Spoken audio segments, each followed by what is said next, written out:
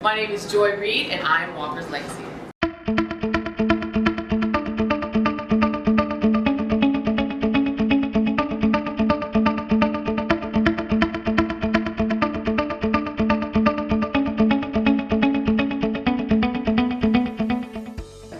Well, I am inspired to do everything I do by my mother. My late mother was the most dynamic person that I knew.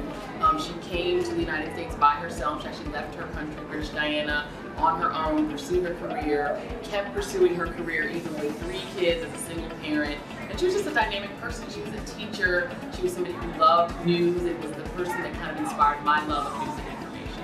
I think it's important. I think that a lot of people will say they don't enjoy networking, and I really was one of those people.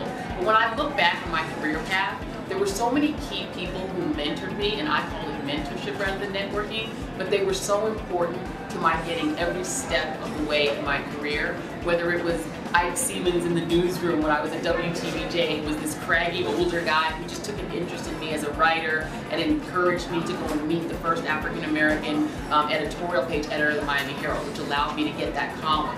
Or whether it was my current mentor who was in radio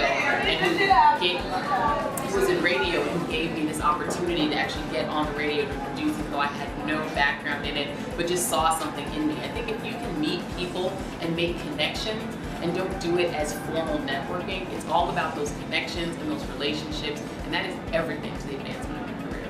I would say the best advice that I would give to women, and it's based on the way that girls sort of operate, is to raise your hand and take chances.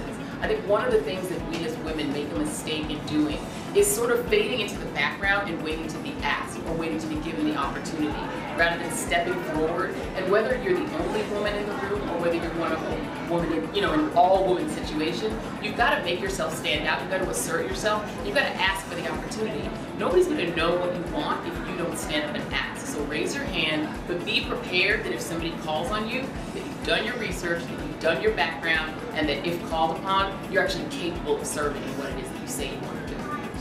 3 characteristics that define leadership. I would say risk-taking, assertiveness, and preparation. My name is Reid, and I am Walker's legacy.